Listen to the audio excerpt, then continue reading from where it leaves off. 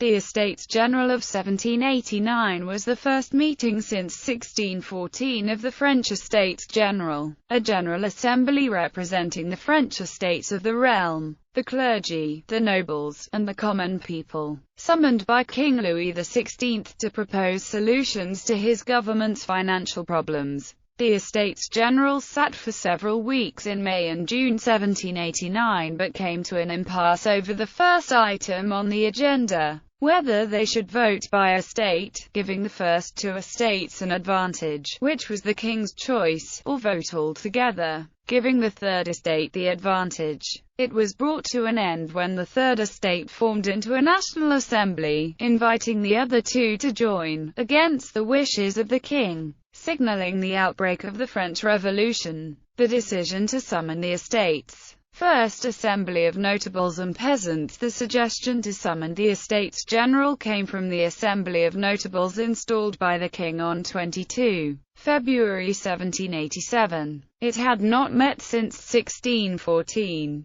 The usual business of registering the king's edicts as law was performed by the Parlement of Paris. In this year it was refusing to cooperate with Charles-Alexandre de Calonne's program of badly needed financial reform, due to the special interests of its noble members. Calonne was the Controller General of Finances, appointed by the king to address the state deficit. As a last measure, Calonne was hoping to bypass them by reviving an archaic institution. The initial roster of notables included 137 nobles, among them many future revolutionaries, such as Honoré Gabriel Riqueta, Comte de Mirabeau, and Gilbert du Motier, Marquis de Lafayette, hero of the American Revolution. Lafayette had served in George Washington's army. Much of the debt had been incurred on behalf of the Americans. The final defeat of Charles Cornwallis, first Marquis Cornwallis at the Battle of Yorktown, was due in large part to the participation of the French army and navy.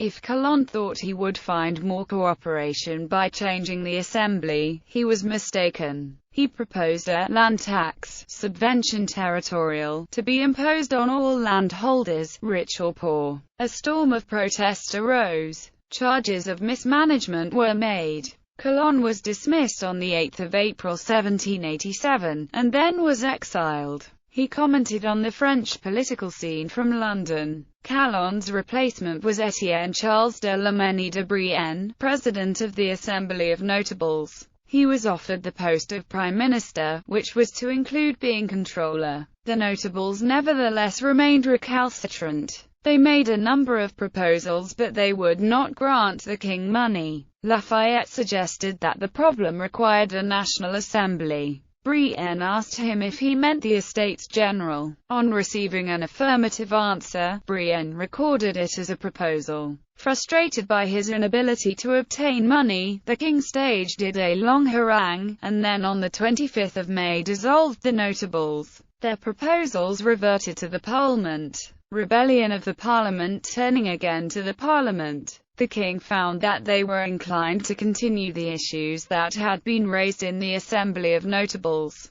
Their proper legal function, besides giving advice to the king, was only to register, or record, his edicts as law, a matter of simple obedience, which the king's father and grandfather had been able to command, sometimes by sternness, threats, and losses of temper. Unless registered, the edicts were not lawful. On 6 July 1787, Loménie forwarded the subvention territorial and another tax, the Edict de Timber, or Stamp Act, based on the American model, for registration. Parliament refused, an illegal act, demanding accounting statements, or states, as a prior condition. It was the king's turn to refuse. The members of the Parliament began to jest that they required either the accounting states or the Estates General. The king could not let this slight to his authority pass. Parliament was commanded to assemble at the King's Palace at Versailles, where, on 6 August he ordered them in person to register the taxes. On 7 August back in Paris, the Parliament declared, in earnest this time, that the order was null and void,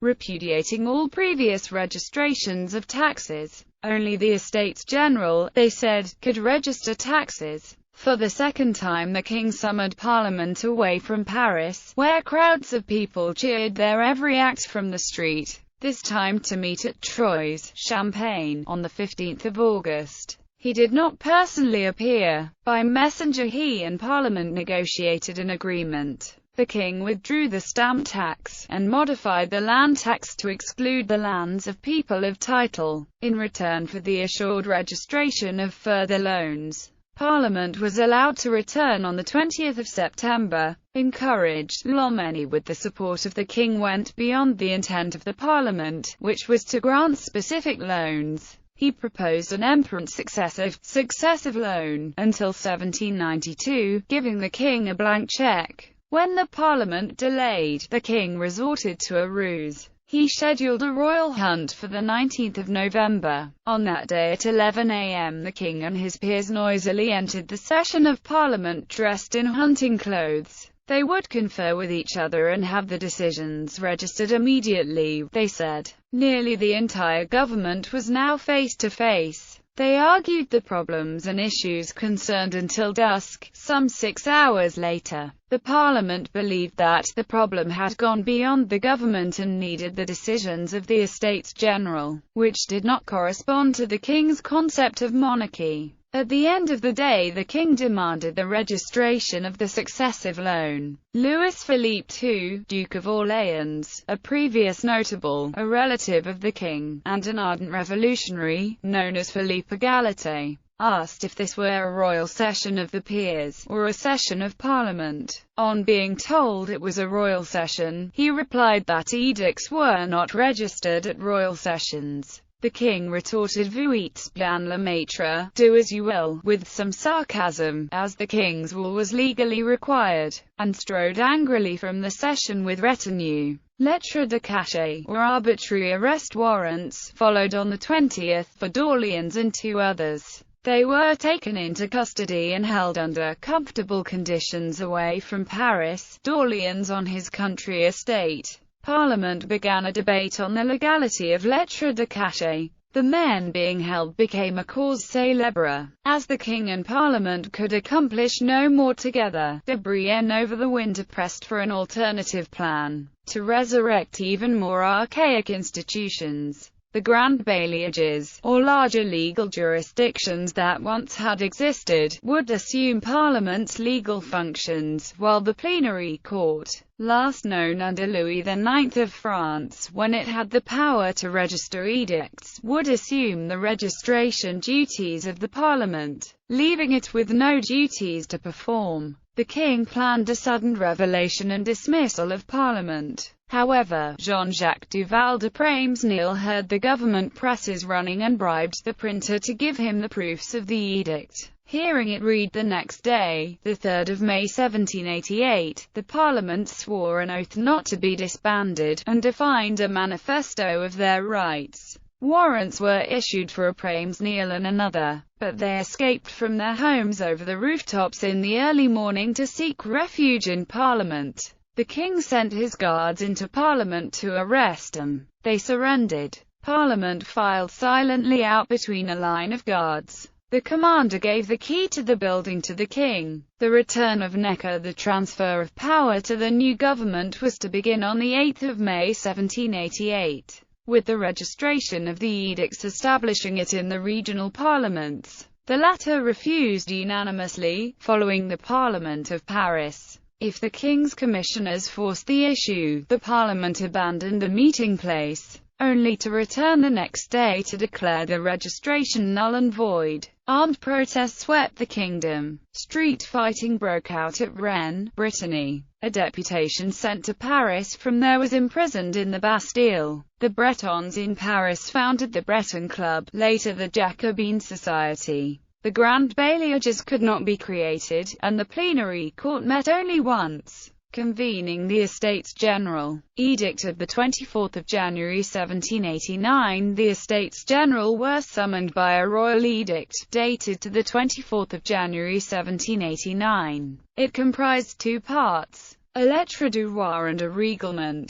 The lettre announces We have need of a concourse of our faithful subjects, to assist us surmount all the difficulties we find relative to the state of our finances. These great motives have resolved us to convoke the Assemblée des Etats of all the provinces under our authority. The King promises to address the grievances of his people. The most notable persons of each community and judicial district are summoned to confer and to record remonstrances, complaints, and grievances. Elections for deputies are to be held. He says that he intends reform of abuse, establishment of a fixed and durable order, and general prosperity. The lettre is signed Louis. Lettres de convocation were sent to all the provinces, with the reglement prescribing the methods of election. During the preceding autumn, the Parliament of Paris, an aristocratic advisory body to the king, had decided that the organization of the convention would be the same as in 1614, the last time the estates had met. Some 175 years had gone by since then. The estates were thus not a functional institution in French society.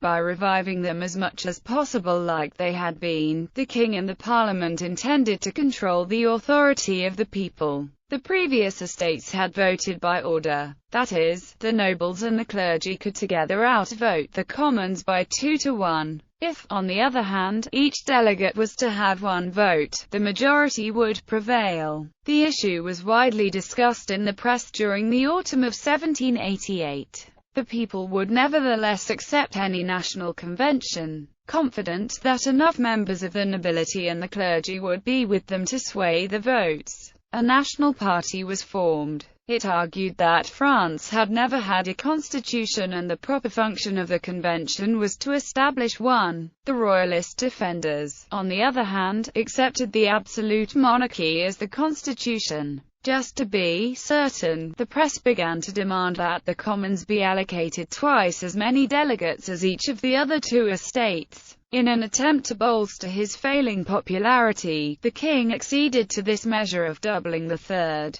He was confident of his influence over the nobility and clergy. Elections of early spring 1789, the First Estate represented 100,000 Catholic clergy. The Church owned about 10% of the land and collected its own taxes on peasants. The lands were controlled by bishops and abbots of monasteries, but 2/3 of the 303 delegates from the First Estate were ordinary parish priests. Only 51 were bishops. The Second Estate represented the nobility, about 400,000 men and women who owned about 25% of the land and collected seigneurial dues and rents from their peasant tenants. About a third of the 282 deputies representing the Second Estate were nobles, mostly with minor holdings. The Third Estate representation was doubled to 578 men, representing 95% of the population. Half were well-educated lawyers or local officials. Nearly a third were in trades or industry. 51 were wealthy landowners. The reglement that went out by post in January thus specified separate voting for delegates of each estate. Each tax district would elect their own delegates to the Third Estate. The bailliages, or judicial districts, would elect delegates to the First and Second Estates in separate ballots. Each voting assembly would also collect a cahier, or notebook, of grievances to be considered by the convocation. The election rules differed somewhat depending on the type of voting unit, whether city, parish, or some other. Generally, the distribution of delegates was by population. The most populous locations had the greatest number of delegates. The city of Paris was thus dominant. The electorate consisted of males 25 years and older, property owners, and registered taxpayers. They could be native or naturalized citizens. The number of delegates elected was about 1,200, half of whom formed the Third Estate. The First and Second Estates had 300 each. But French society had changed since 1614, and these estates general were not identical to those of 1614. Members of the nobility were not required to stand for election to the Second Estate, and many of them were elected to the Third Estate. The total number of nobles in the three estates was about 400. Some of the nobles of the Third Estate were among the most passionate revolutionaries. Election to the Third Estate would not save them from the guillotine during the Terror, but that was an unknown future. The nobles in the Second Estate were the richest and most powerful in the kingdom. The king could count on them, but that was of little use to him in the succeeding course of history. He had also expected that the First Estate would be predominantly the noble bishops. The electorate, however, returned mainly parish priests, most of whom were sympathetic to the commons. The Third Estate elections returned predominantly magistrates and lawyers. The lower levels of society, the landless, working men, though present in large numbers in street gangs, were totally absent from the Estates General, as the king had called for. The most notable persons the grievances returned were mainly about taxes, which the people considered a crushing burden. Consequently, the people and the king were totally at odds from the very beginning. Aristocratic privilege was also attacked. The people resented the fact that nobles could excuse themselves from most of the burden of taxation and service that fell on the ordinary people. A third type complained that the ubiquitous tolls and duties levied by the nobility hindered internal commerce. Opening of the convention on 5 May 1789, amidst general festivities.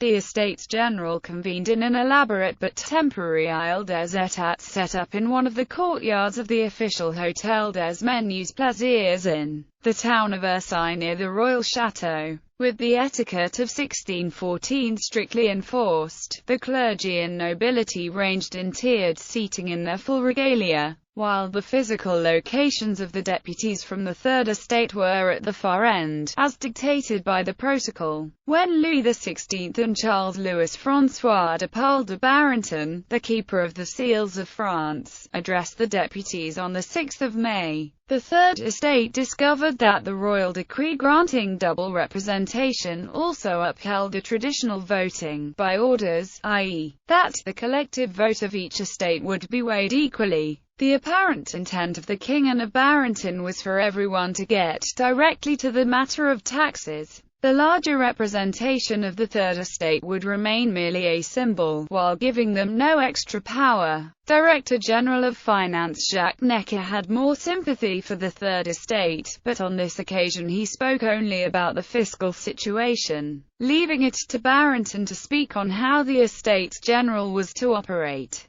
Trying to avoid the issue of representation and to focus solely on taxes, the king and his ministers had gravely misjudged the situation. The Third Estate wanted the estates to meet as one body and for each delegate to have one vote. The other two estates, while having their own grievances against royal absolutism, believed, correctly, as history was to prove, that they stood to lose more power to the Third Estate than they stood to gain from the king. Necker sympathized with the Third Estate in this matter, but the astute financier lacked equal astuteness as a politician. He decided to let the impasse play out to the point of stalemate before he would enter the fray. As a result, by the time the king yielded to the demand of the Third Estate, it seemed to all to be a concession wrung from the monarchy, rather than a magnanimous gift that would have convinced the populace of the king's goodwill. Proceedings and dissolution. The Estates General reached an impasse.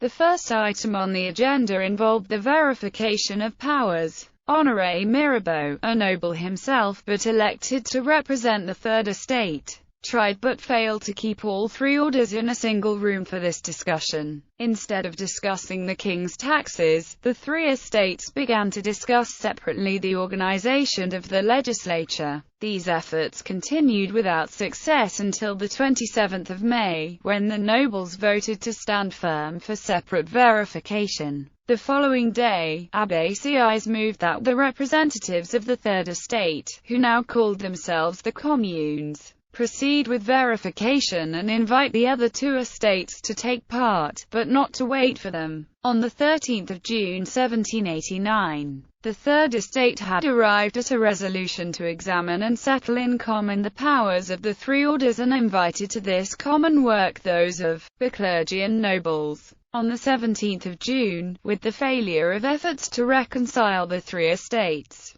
the communes completed their own process of verification and almost immediately voted a measure far more radical. They declared themselves redefined as the National Assembly, an assembly not of the estates, but of the people. They invited the other orders to join them, but made it clear that they intended to conduct the nation's affairs with or without them. As their numbers exceeded the combined numbers of the other estates, they could dominate any combined assembly. The king tried to resist. Under the influence of the courtiers of his privy council, he resolved to go in state to the assembly, annul its decrees, command the separation of the orders, and dictate the reforms to be effected by the restored Estates General. On the 20th of June, he ordered the Salle des Etats, the hall where the National Assembly met, closed. The Assembly moved their deliberations to the King's Tennis Court, where they proceeded to swear the Tennis Court oath, by which they agreed not to separate until they had settled the Constitution of France.